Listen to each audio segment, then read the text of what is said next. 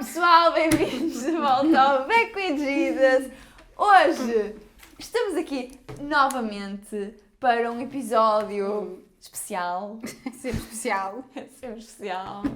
Acho que as pessoas, se forem ver todos os episódios que a gente faz, isto é sempre a nossa introdução. Hoje estamos aqui de volta para um novo episódio especial. Mas como a gente já disse, a gente considera que todos os nossos episódios são especiais. Porque todas as vezes as pessoas podem aprender nem que seja uma coisinha nova. Porquê? Porque o nosso lema é voltem, mas voltem com Jesus.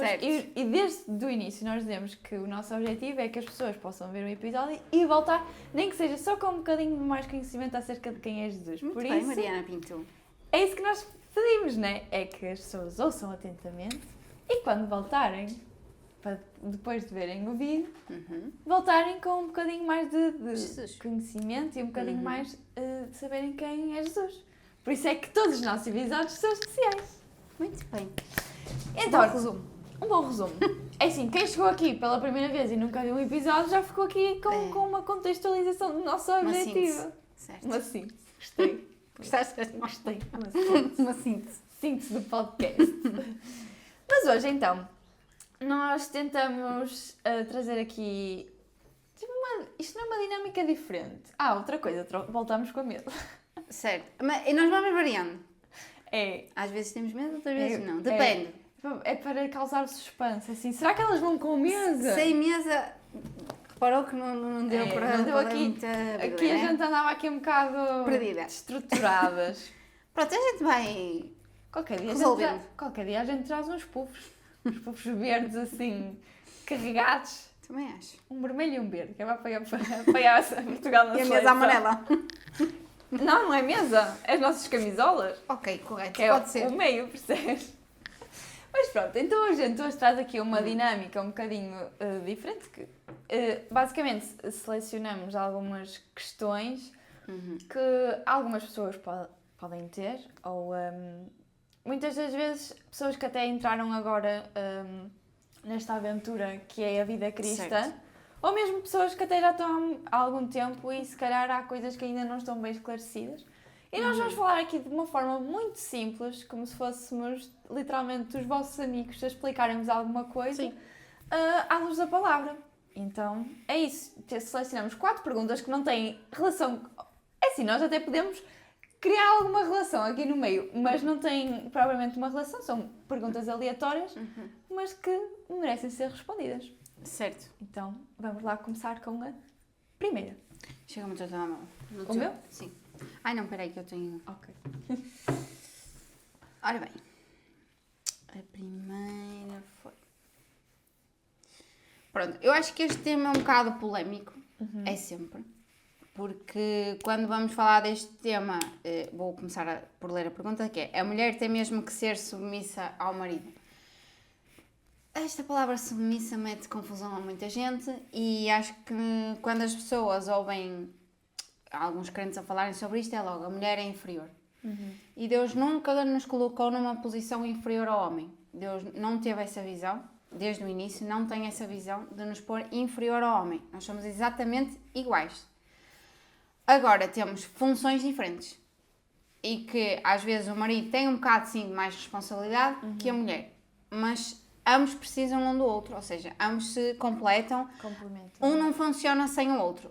É a visão perfeita de Deus. É que os dois se completem e que sejam um. Ou seja, nenhum pode ficar com as responsabilidades todas na mão, nem o outro também. Porque senão era peso só num e não no outro. Quando nós ouvimos falar em submissa, não é? Nós até podemos ler em Efésios para ver o que é que a Bíblia diz sobre isto. Deixa-me ver.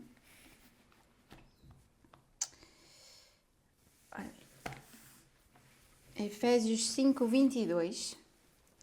E nós podemos ler. Mulheres. E em cima diz deveres conjugais, ou seja, não é só para a mulher. Isto são deveres específicos tanto para a mulher como para o marido. Mulheres, sujeite-se cada uma a seu marido como ao Senhor, pois o marido é a cabeça da mulher, como também Cristo é a cabeça da igreja, que é o seu corpo, do qual ele é o Salvador. Assim como a igreja está sujeita a Cristo, também as mulheres estejam em tudo sujeitas aos seus maridos. Ok? Isto é só para as mulheres e agora vamos ler Vamos o que é para os que homens. Deus diz sobre, para os maridos. Maridos, ame cada um a sua mulher, assim como Cristo amou a Igreja e entregou-se por ela, para santificá-la, tendo-a purificado pelo lavar da água mediante a palavra, e para apresentá-la a si mesmo como Igreja gloriosa, sem mancha nem ruga ou coisa semelhante, mas santa e inculpável. Da mesma forma, os maridos devem amar cada um a sua mulher como o seu próprio corpo.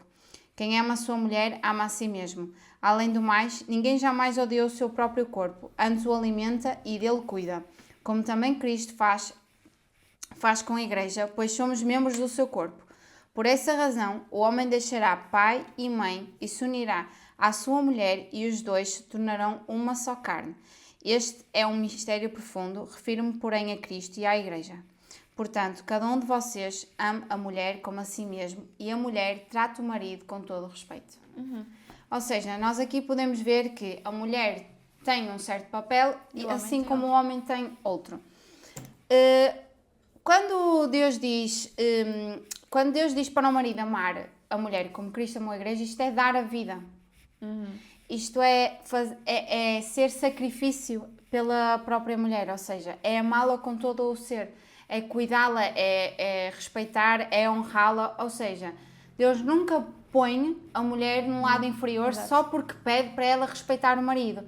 Nós temos que respeitar, mas se o marido cumprir também as responsabilidades que Deus pede para ele cumprir. Ou seja, eu tenho que me submeter no sentido de tenho que honrar o meu marido, tenho que respeitar o meu marido, tenho que perceber, ok, ele em minha casa é o líder, eu vejo como o líder e a autoridade, mas porque ele faz isto por mim. Ou seja, aqui há As dois duas seres partes. ligados, exato, a completarem-se. Um não funciona sem o outro. Então nós precisamos de perceber que a mulher nunca é um ser inferior ao homem. Não é. Deus não o criou para ser assim. Ou seja, nós, se tivermos um marido cuja a visão de Deus é esta, não é? Amar como Cristo amou a Igreja, nós vamos ter o maior prazer em submeter a esse marido, porque ele vai nos honrar e cuidar de uma maneira que nós não vamos conseguir não fazer isso. Claro. E vamos sentir prazer ao fazer isso. Ou seja, e ser submissa não é dizer amém, amém, amém a tudo se alguma coisa estiver errado. Porque as duas partes exatamente, podem- se o padrão do homem não estiver a ser a visão de Deus. Ou seja, ser submissa é estar debaixo da mesma missão, porque é isso que quer dizer a palavra, debaixo da mesma missão. E o que é a missão? É ser como Cristo. Se eu sou como Cristo e o meu marido também tenta ser como Cristo, então nós vamos conseguir ter ali uma união e um equilíbrio, uma harmonia, que é assim que Deus visa o casamento. Exatamente, eu não tenho mais nada a acrescentar. Mas eu acho que, exatamente, aquilo que como tu estavas a dizer, basicamente, uma grande responsabilidade está do lado tipo, do homem, que é Exatamente. amar a esposa como Cristo amou a Igreja. E nós sabemos que o maior amor da história Sim. é como Cristo ama a Igreja, que se entregou na cruz por nós, que Sim. somos a Igreja, e não há amor maior do que esse. Exatamente. Ou seja, é grande responsabilidade a do homem saber que tem de amar ao ponto de, se tiver que morrer pela pessoa, tem que Exatamente. morrer. Diz mesmo amar como ama a ele próprio. Então, se ele gosta dele, não é? Se nós todos temos amor próprio, então ele tem que amar assim a esposa, ou talvez mais. E eu acho que as pessoas, quando nos vêm a falar nisto, é o que eu digo, é a palavra, é a submissão. Acham logo que é mau. E não vão a fundo, nem conhecem verdadeiramente a palavra para saber o que é que está escrito. As pessoas normalmente param no versículo 24. Exatamente. E ficam do tipo, então olha, já não posso ter uma carreira de sucesso, já não posso trabalhar. As pessoas começam logo a inferiorizar a mulher, a metê-la num ato isolado ali, como se a mulher estivesse só às ordens do marido. E não é assim. Nós podemos ter exatamente uma carreira, cuidar dos filhos, cuidar da casa, o que nós quisermos ser. Agora, o marido também tem que cumprir a parte dele. Para nós fazermos a nossa, o marido tem que fazer a dele. E para o marido fazer a dele, nós também temos que fazer a nossa. Claro. O marido tem que também chegar a casa e ver que, ok, há alguém ali que cuida de mim, que trata de mim, que trata da casa, das finanças, de tudo o que envolve um casal. É o que eu digo, há duas responsabilidades aqui. E tanto uma parte como a outra têm que cumprir, porque senão não funciona. E é por isso que a Bíblia descreve mesmo o casamento como um só. Exatamente. A partir do momento em que um homem e uma mulher casam, tornam-se um só, isto significa que trabalham exatamente para o mesmo. Exatamente. Não é a metade que trabalha para a sua metade e a Não. outra metade que trabalha para a sua metade. Sim, porque aí já temos que mesmo tirar o egoísmo de nós, porque, ok, se eu me tornei um com aquela pessoa... Ao fazer para ela, eu também estou a fazer para mim. Exatamente, temos que pensar sempre, isto também vai afetar a mim, isto também é a minha responsabilidade. Ou seja, vai ser sempre uma decisão agora não há duas. Claro que há pontos de vista diferentes, isso existe, é normal, não é? Somos pessoas diferentes, mal era se não existisse, mas há uma decisão tomada. Agora, tem que ser tomada naquela harmonia que Deus pede, naquele equilíbrio e no amor como Cristo amou a Igreja. Esse acho que é mesmo o fundamental. Nós sentirmos-nos amadas, mas o marido também se sentir, ok, eu estou a fazer este sacrifício, mas há retorno. Há respeito, ou seja, há há amor. respeito, há carinho, há ali uma... Há ali amor, lá está, é a base de tudo. Já Paulo dizia que o amor é o maior dom de todos. Porquê? Porque acho que sem amor nada funciona. E saberes que tens ali algo que não tens que estar a cobrar é muito bom. Claro. Então, tirem essas ideias, que ser submissa é uma coisa inferior, porque não é uma coisa inferior. É um privilégio. É um privilégio, exatamente. Ser submissa é um privilégio, mas na ordem certa, na ordem correta que Deus diz que é. Não se metam com ideias malucas de mas na Bíblia diz que eu tenho que ser submissa e tenho que dizer amém a tudo. Não, isso não, por favor. Vocês primeiro analisem, antes de casar, como é óbvio, aquela pessoa com que vocês querem casar e querem construir uma família se enquadra com aquilo que a Bíblia diz que é um homem de Deus e um filho de Deus ou uma mulher de Deus. Alguém que baseia a vida e que guia a sua vida com a palavra de Deus e com a sabedoria do Espírito Santo. Por isso, antes de casar, esta decisão é mesmo uma decisão, acho que talvez das mais difíceis de tomar. E mais importantes. E mais importantes de tomar, por isso pensem bem, pensem mesmo, sejam sábios, peçam sabedoria a Deus e discernimento, porque a emoção às vezes fala demais, fala por cima e a sabedoria fica lá bem escondidinha, lá naquela caixinha que nós metemos debaixo da cama para não mexermos. Por isso, peçam mesmo sabedoria. E num casamento, quando chegarem à altura do casamento, ok, eu tenho que ser submissa, mas o que é ser submissa? Lembrarem-se do que é ser submissa. E ter atenção que o marido corresponde realmente àquilo que Deus pede para ele ser. E aí nós também automaticamente, nós mulheres, mudamos e percebemos o nosso papel. Há dois papéis fundamentais num casamento e eles têm que ser cumpridos à risca, porque senão aquilo desmancha e quebra. E o cumprir à risca é mesmo ser guiado na nossa vida pela palavra de Deus e termos isto primeiro em atenção do que as nossas próprias vontades, os nossos próprios desejos e o nosso egoísmo. Basicamente é o nosso egoísmo. Nós temos que tirar mesmo esse egoísmo e o nosso ego e colocar a vontade do outro e o que é que o outro precisa, porque assim funciona uma relação. Por isso, não pensem que ser submissa é uma coisa má, não. É uma honra ser submissa a um marido que ama a mulher como Cristo amou a Igreja. Lembrem-se sempre disso. Acho que está esclarecido. Sim, eu acho que não consigo dizer mais nada sobre isto. Eu acho que é mesmo...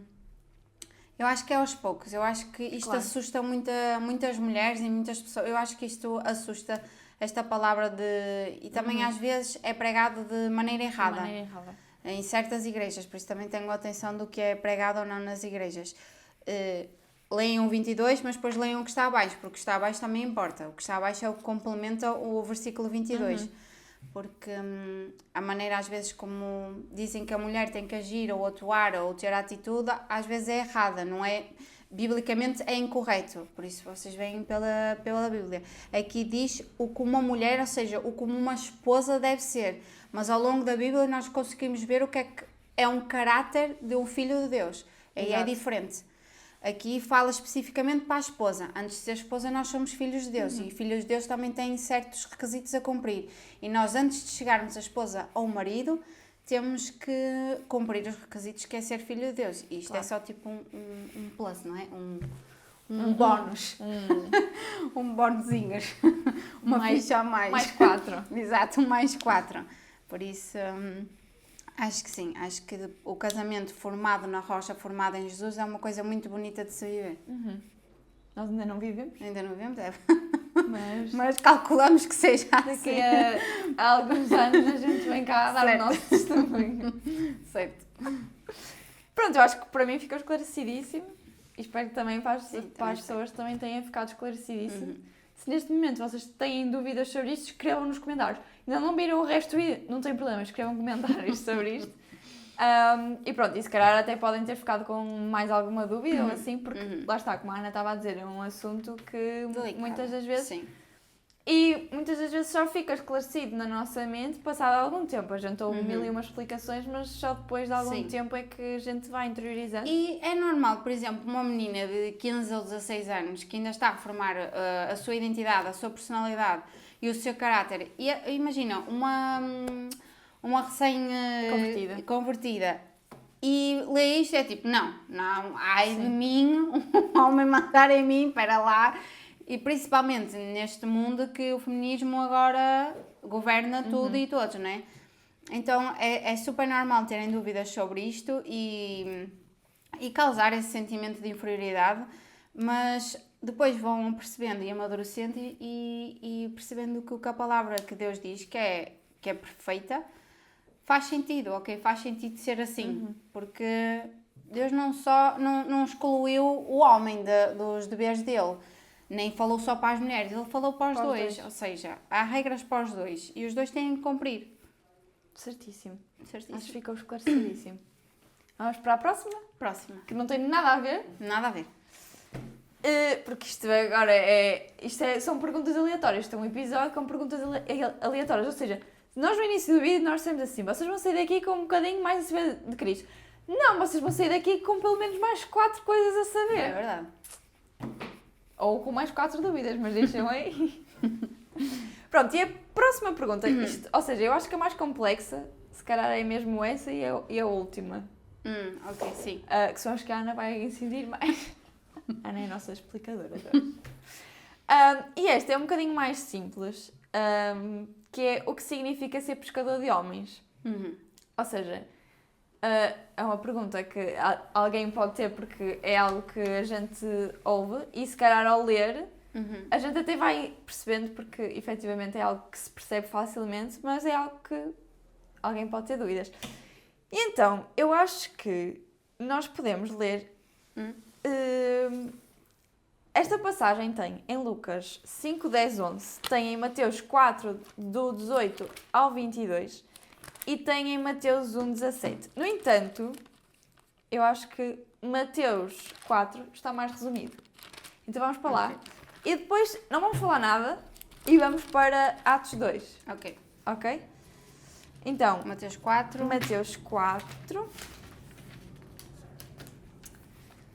do 18 ao 22, que diz assim: Andando à beira do mar da Galileia, Jesus viu 2 irmãos, Simão, chamado Pedro, e o seu irmão André. Eles estavam a lançar redes no mar, pois eram pescadores. E disse-lhes Jesus: Sigam-me, e eu os farei pescadores de homens. No mesmo instante, eles deixaram as suas redes e o seguiram.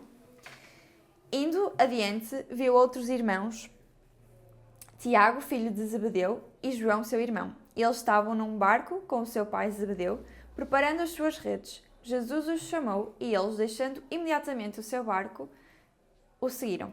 E agora vamos a Atos 2, 40.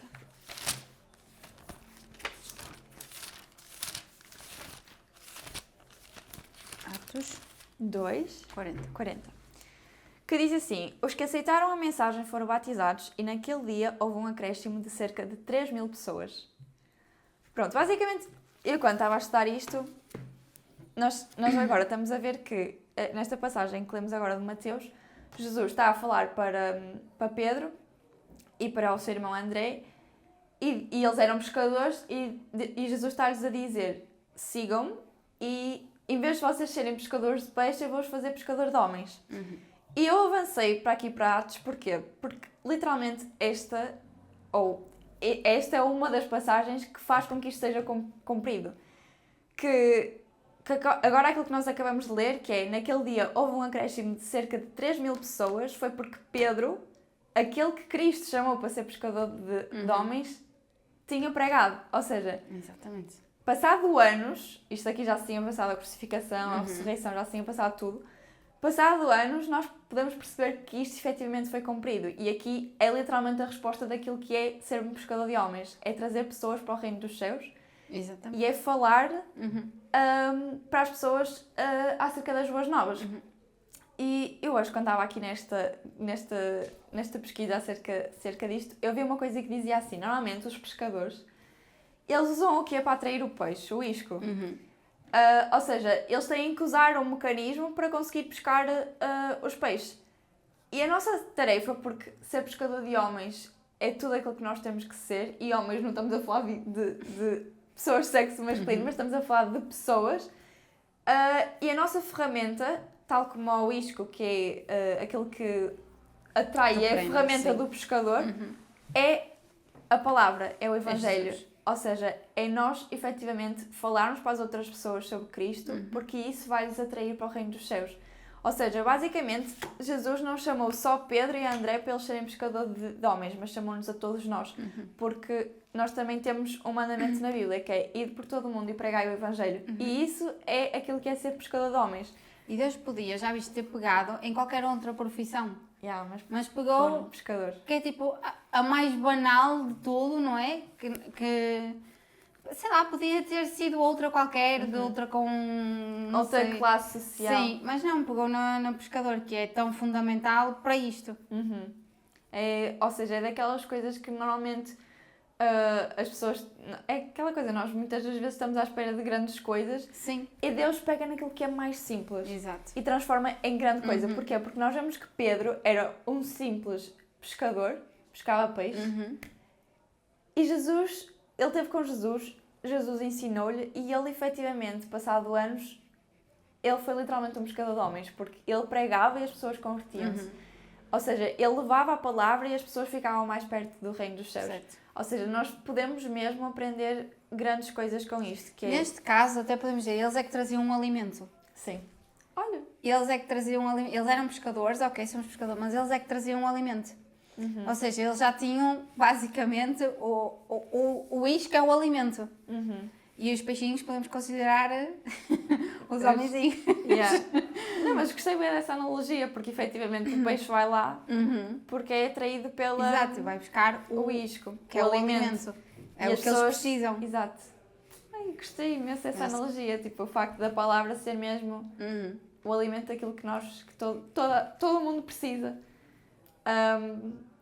Mas pronto, isto é basicamente a explicação mais simples, mas todos nós precisamos ser pescadores de homens. Temos que olhar bem para estes exemplos e ver, ok, eu também tenho que fazer isto.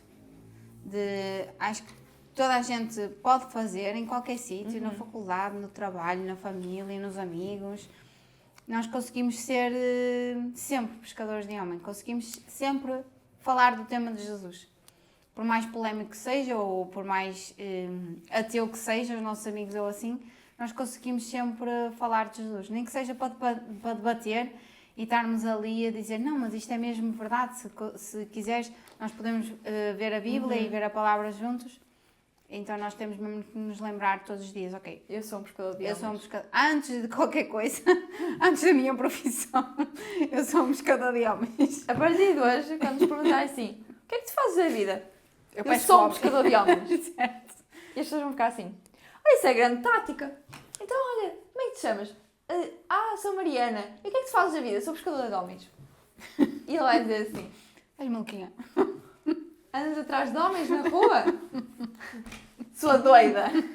E vocês aí o que é que fazem? Introduzem o Evangelho. E o que é que estão a ser? Estão a ser efetivamente pescador de homens. Isto é A bué. levar o alimento. É bué tática. E só depois é que dizem a vossa profissão, só depois é que dizem aquilo que vocês estudam, só depois é que dizem a vossa idade, porque isto é a nossa identidade.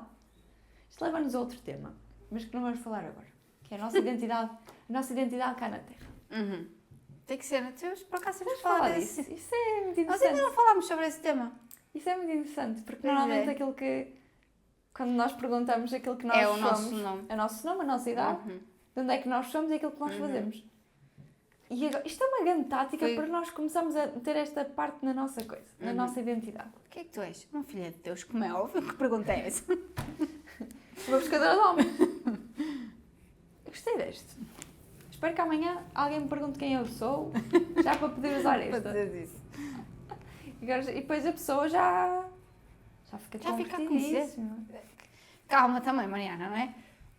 A fé vem primeiro, é A verdade. fé, ó.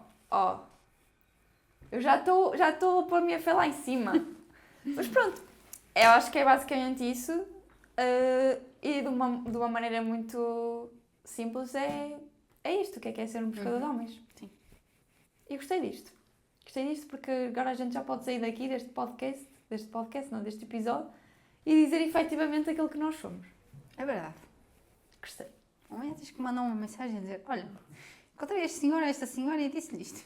Muito bem. Eu gostei desta. Vou dizer.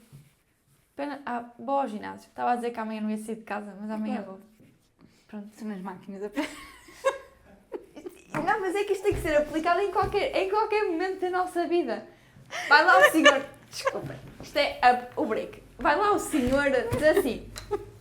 Quantas faltam para acabar na máquina? 3. Quer revezar? Está bem. Então, como é que você... Quem é você? Eu, Mariana, pescadora de homens. Filha de Jesus Cristo. Muito bem, muito bem. E sai de lá mais forte, com mais 3 kg de músculo, com mais conhecimento. Está incrível. Isto é a prova de que a gente pode falar de Jesus em todo lado. É verdade. Concordo. Gostei desta. Assim por baixo. Ainda bem. Vamos passar à Vamos próxima. passar à próxima, senão não saímos daqui. A próxima é toda tua. Eu vou ler. Ora bem.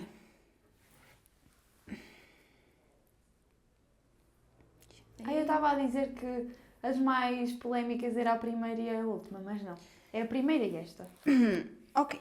Então é, se eu depois de me batizar voltar a pecar, estou salvo. Pronto, então nós vamos ler o versículozinho do batismo.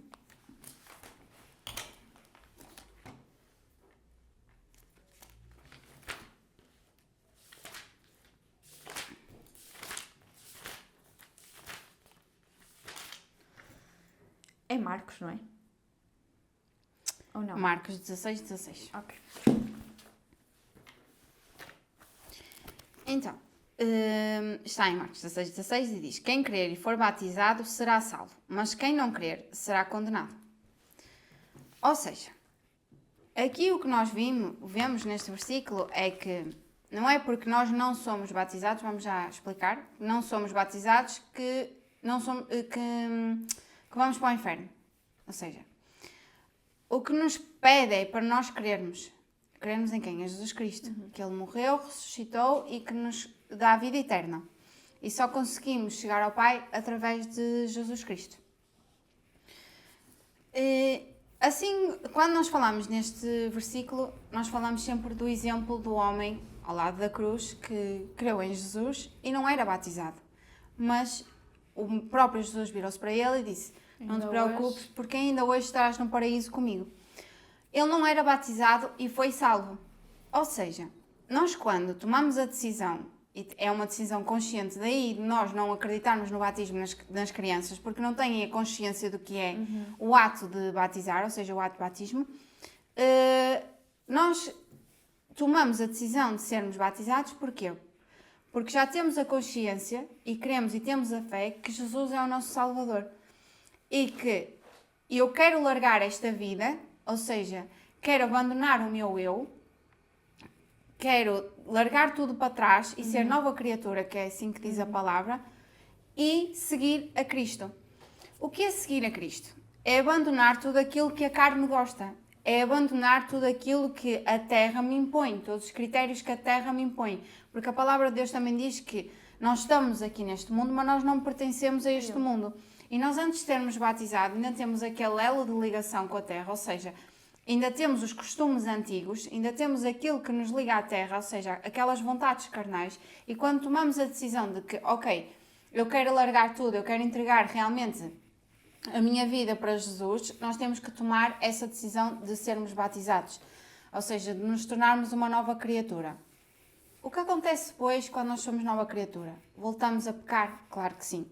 Claro, porque A nossa natureza é a nossa natureza corruptível. Ou seja, é inevitável. Nós vamos sempre pecar.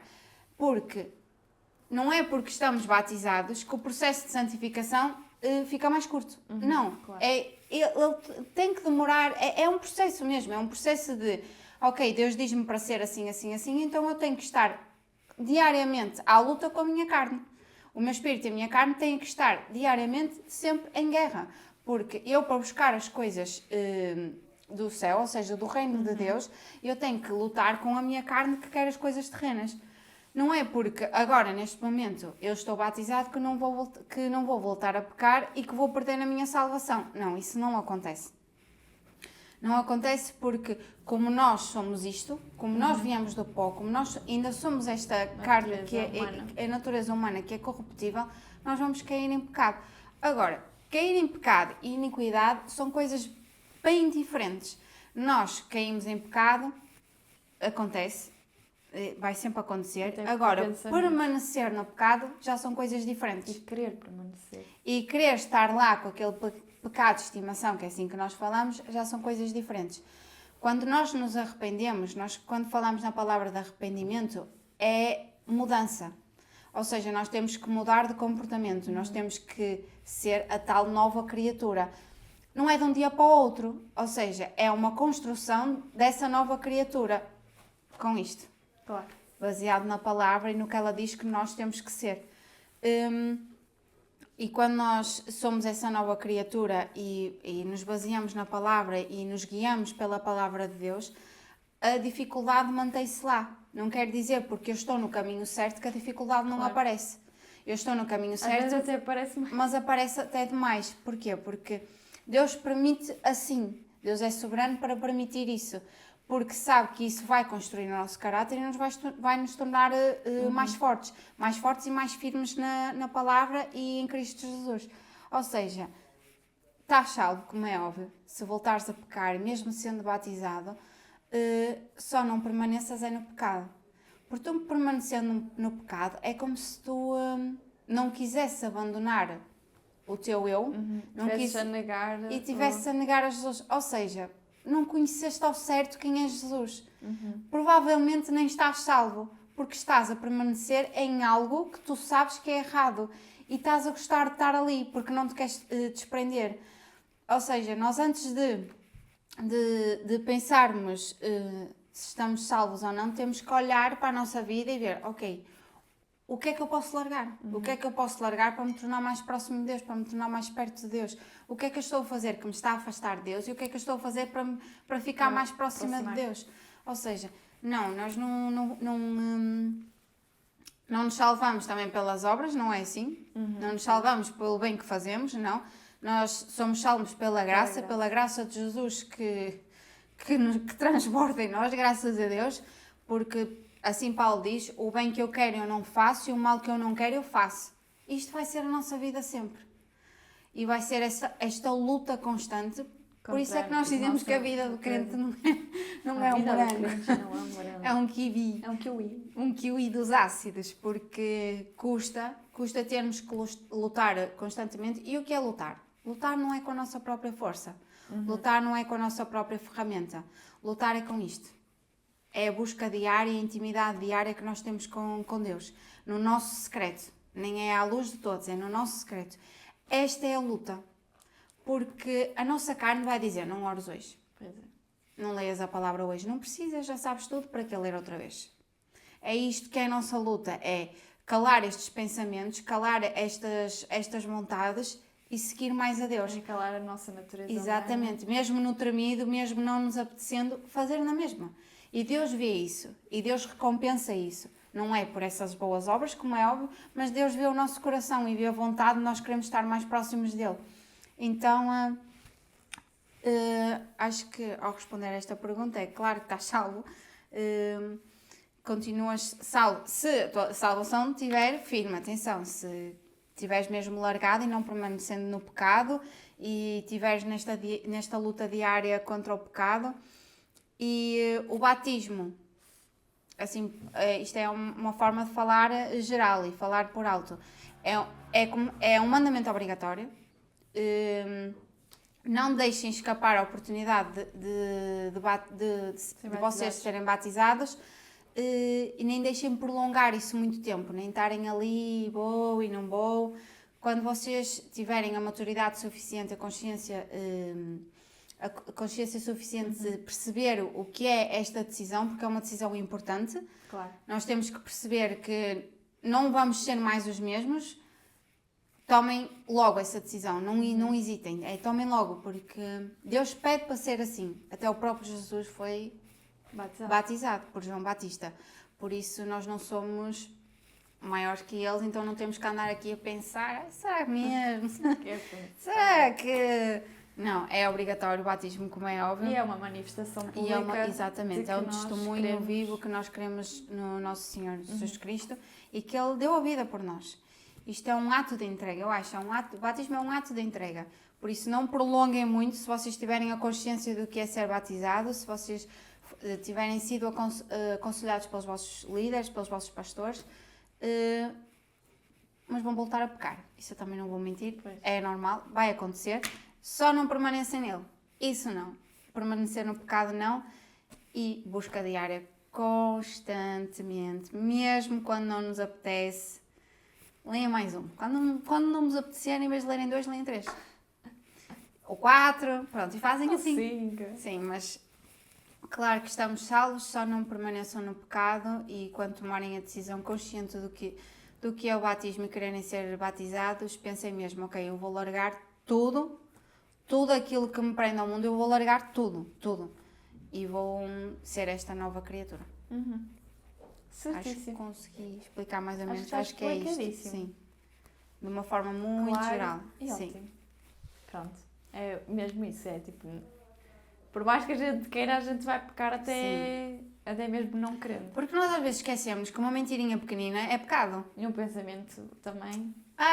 E o pensamento então aqui, não é? Sempre Ninguém ouve, nós, né, pessoinhas, não ouvimos, mas Deus está sempre a ouvir o nosso pensamento. Por isso, claro que nós vamos pecar, eu acho que é mesmo inevitável, mas estamos na luta contra isso. Se estivermos na luta contra isso, então estamos firmes na rocha mesmo. Firme na roça. Firme na rocha. Vamos para a última? Vamos para a última. Que também é simples. Quer dizer, esta também causa assim alguma... Que é a diferença entre medo e temor de Deus. Porque, e por acaso esta até acho que é bastante comum. Porque muita gente acha que o falar de temor de Deus é mesmo ter medo. E não é. E a Bíblia fala mesmo sobre isso. Porque o medo remete-nos para algo que nos dá pânico. Certo. Ou seja, é mesmo quando nós sentimos medo, aquilo que nós temos é mesmo um pânico. Sim. Enquanto que o temor... É um alerta. Nós ficamos em estado de alerta, sempre. E enquanto que o temor é reverência e adoração. E respeito. Reverência, adoração e respeito. Sim. Ou seja, são coisas que se calhar estão em polos distintos e muitas das vezes as pessoas metem-nos no mesmo saco e acham que são sinónimos. E se calhar até no dicionário até estão classificados como sinónimos. Mas à luz da palavra e à luz de dizer que há medo de Deus e há temor de Deus são completamente diferentes. E eu até escrevi aqui no meu caderno que o temor é um elemento de fé. Certo. Porque a partir do momento em que nós temos fé em Deus, nós temos temor dele. Porque o temor só vem quando nós reconhecemos a identidade de Cristo. Exatamente. A identidade de Deus. Porque eu acho que ninguém consegue ter temor de Deus se tu não souberes quem Ele é. Mas a partir do momento em que tu conheces o quão grandioso Ele é, o quão poderoso Ele é, tu vais ter temor dele. Porque tu vais ter adoração, vais ter reverência, vais ter respeito. Tu não vais ter medo. Se tiveres medo é porque não estás no caminho certo. Eu acho que... Não o conheces o suficiente para saber que, ok, eu não preciso ter medo.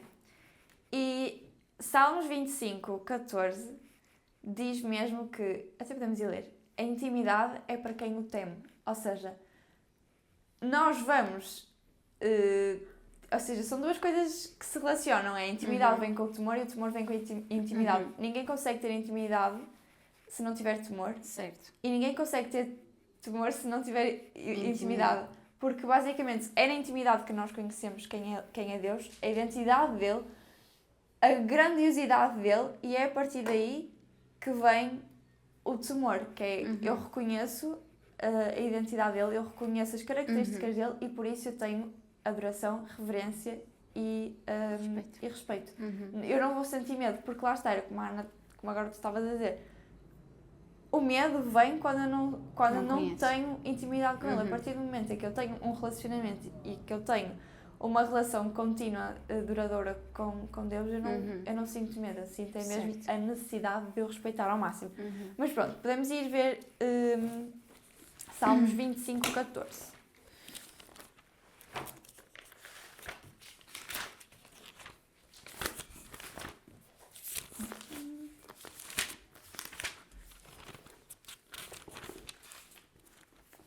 Tá?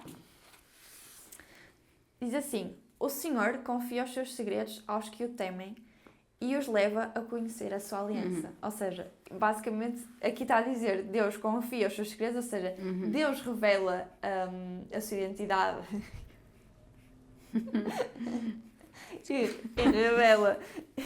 e revela aquilo que é àquelas pessoas que têm temor dele. Porque alguém que sente medo de Deus, Deus não revela quem ele é. E eu escrevi aqui uma coisa que é o medo provoca distância, o temor provoca proximidade e relacionamento. O medo paralisa uma pessoa. Porquê? Porque tu não conheces. Eu não quero entrar num campo onde eu não conheço. Eu quero entrar num campo onde eu sei quais são as saídas. Então, se eu não conheço este campo que eu vou entrar, então eu fico ali, fico paralisado, fico na porta e não me aproximo de Deus. É por isso que certas pessoas que têm uma visão errada de quem é Deus, ficam ali e não abrem a porta do coração porque têm medo. Eu não vou abrir a porta do meu coração para alguém que eu não conheço. Então ficam ali, porque o medo paralisa. Literalmente. Agora, temor já é diferente. Temor já é, ok, eu vou dar passinhos devagarinhos porque eu tenho temor a Deus.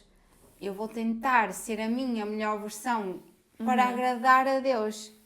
Aí vem o temor, aí vem aquilo, ok, eu quero agradá-lo. Se eu quero agradá-lo, eu quero estar junto. Eu quero estar tão pertinho dele, então eu tenho que ter este temor sempre do meu lado, para não fazer as neiras. Claro. É o querer agradar a Cristo. Exatamente. Enquanto quem tem medo, é mesmo como estavas a dizer, fica só ali, tem pânico. Sim. Tem pânico da proximidade. Não te mexes, não. Então eu acho que é estas grandes diferenças que muitas das vezes são confundidas. Sim. E estas duas palavras que muitas das vezes são confundidas, mas que são completamente distintos, porque o medo vem de alguém que não o conhece e o temor vem de alguém que tem relacionamento. E quando nós falamos de medo, a mim vem sempre à minha mente que é aquilo. Eu tenho medo de ir para o inferno. Ou seja, eles não pensam de eu quero um relacionamento com Deus porque eu o amo, ou porque eu quero estar perto dele, ou porque lá está, eu tenho esse temor. É só um relacionamento não, por interesse. Porque eu tenho medo de ir para o inferno, ou seja, tu estás a ter uma relação basicamente interesseira, é pelos teus próprios interesses e não pela vontade de Deus, não pelo temor que tu tens a Deus. Tu tens medo Do juízo. Exatamente, tens medo do juízo. E como é que vives a tua vida? Muito rígida, ou seja, vives a tua vida com religiosidade e não com uma relação com Deus e não com uma intimidade. Vives à base de regras, à base de requisitos que tu achas que é assim que têm que ser cumpridos e não. E esqueces de orar. Orar é falar com Deus, é dizer os teus desejos, os teus sonhos, se são respondidos ou não, só Deus sabe. Só Deus é que sabe se é para ser respondido ou não. Mas tu não podes largar esse temor porque tens medo de... Ou seja, o medo vem muito pela prática das boas obras, não tentarmos corresponder e tentarmos agradar através das boas obras, ou seja, tentar eu ser uma boa pessoa e fazer os bens para as pessoas que estão à minha beira, só numa tentativa de agradar. Certo. O temor vem de eu sei que sou falho e eu sei que preciso de Deus, porque eu sei que Deus é poderoso, grandioso e que é o Criador de tudo e eu preciso mesmo dele e eu o amo de todo o coração. Exatamente. E se repararmos nas outras religiões, não vou especificar, mas podemos ver que é pelas obras, é pelo que tu fazes. É, se fizeres isto, não vais parar à condenação eterna. Se fizeres isto, vais ter uma recompensa ali e ali. Se fizeres isto, vais ganhar a paz. Nunca é à base da intimidade, do amor e do teres um temor. relacionamento. Assim como é a Bíblia e é o sacrifício e o exemplo de Jesus. É sempre à base daquilo que se tu fizeres vais alcançar vais. aquilo. Mas se não fizeres, então olha, ficas aí a ser condenado. E não há este relacionamento, não há uma proximidade. É eles lá e tu aqui. Eles são os seres superiores e tu aqui. E Deus nunca quis isso. Deus quis sempre a relação e a intimidade para que tu tivesse. E para tu teres isso, tens que ter esse temor. Esse temor de Deus, porque senão não alcanças a intimidade. É verdade. Não pelo aquilo que tu fazes ou deixas de fazer, mas pelo temor que tu tens a Deus. Ou seja, pelo amor que vem pelo temor, pela... É só pensar mesmo quão grandioso é este Deus que eu tenho do meu lado, que eu posso tratar por pai. E isso não acontece em mais lado nenhum. Gostei muito dessa explicação. Gostaste? Gostei muito. Não, mas eu acho que ficou mesmo bem esclarecido, porque eu acho que são dois conceitos que muitas das vezes as pessoas têm algum... Eu até já cheguei a ver mesmo nas redes sociais, que é mesmo muitas das vezes as pessoas dizerem assim, como é que eu posso ter um relacionamento com alguém com quem eu tenho temor? Mas lá está, é agora a nossa explicação específica mesmo, que o temor é mesmo a diferença. Sim. E diferente. Quando tu conheces alguém, vais perdendo o medo. Ou seja, porque conheces a característica da pessoa e pensas, ok, eu realmente gosto desta pessoa. Tipo, transmite paz, transmite amor. É exatamente igual à relação com Deus. É, ok, eu larguei o medo. Tu quando aceitas Jesus e quando dizes, ok, eu quero que Ele seja o Senhor da minha vida, tu tens que largar esse medo automaticamente. Claro. Porque estás a tomar uma decisão gigante. Que é viveres completamente oposta àquilo que tu já viveste. E abandonares tudo aquilo que tu vivias e aquilo tudo que tu querias e amavas para seguires a um exemplo que é Jesus Cristo. E o medo vai tipo só ficando lá no oceano, lá atrás. Porque lá está, vem a intimidade em relação com Deus. E depois Deus dá-nos muitos atributos, muitos benefícios. A paz, o amor, a mansidão. Os frutos. Exatamente. Vão ver o vídeo. Tudo que é o fruto do Espírito, ele cerca-nos. E é bom. E sentimos-nos em paz, sentimos-nos em casa. Sentimos... há uns tempos eu ouvi uma frase... Há uns anos... Eu ouvi uma frase que eu nunca mais vou esquecer. Eu sinto saudades daquilo que eu ainda não vivi. Eu sinto saudades daquilo que eu ainda não senti. Eu sinto saudades daquilo que eu ainda não conheci, não é? Fisicamente e tocar fisicamente a Jesus. Eu sinto saudades disso. E eu acho que é mesmo o Espírito, sabes, a querer-te levar, porque tu às vezes sentes uma paz tremenda só de falar no nome dele. Ele alivia mesmo, troca o fardo. E isso é muito bom e é um privilégio nós podermos estar nesta terra imunda, podre mesmo, a cair por todos ter os um lados relacionamento com Deus. e estarmos nesta bolha de paz e de amor e sentirmos, ok, está tudo bem porque eu sei que tenho a Ele. Certíssimo. Não é? Gostei muito destas 4 perguntas. Também gostei, foram boas. Espero que também tenham gostado aí em casa. Mas eu acho que, lá está, acho que com estas 4 perguntas de temas diversos, porque pronto, tocamos aqui em 4 pontos diferentes, já deu para as pessoas também neste episódio aprenderem um bocadinho mais. E se ainda ficaram dúvidas, e se ainda restaram algumas dúvidas... Até ligavam entre si, imagina, a tomada de decisão do batismo, não é? Depois, o que é ser um pescador de homem, que automaticamente tu tens que ser. Depois, de pescador de homem, quando crias uma relação fisicamente com o teu parceiro, não é? És marido ou mulher. Qual era o outro? Já não estou a lembrar. Temor. E depois é o temor de Deus que está, tipo, logo no início quase. Gostaram Deste círculo. Mas liga-se quase tudo. Sabem quando vocês eram crianças e haviam aqueles trabalhos da escola, saudades desse tempo, em que vocês tinham tipo números assim e vocês tinham que tínhamos que ligar ligar o Só que caminho. depois que dava nada, não tinha nada a ver. Foi a Ana agora. Deixa eu ver. Mas ligam-se um com o outro, não inventas. Ligam-se a explicação da Ana que ela assim, qual foi o último? Eu não me Mas estava a já lembrar ver. depois, eu não me estava a lembrar da última, mas Não, era o mas desamor. Tu foste incrível. Tu também. 10 pontos para a Ana Tu Costa. também. 20 para a Mari. Mas é isso, pessoal. Esperemos que vocês tenham gostado.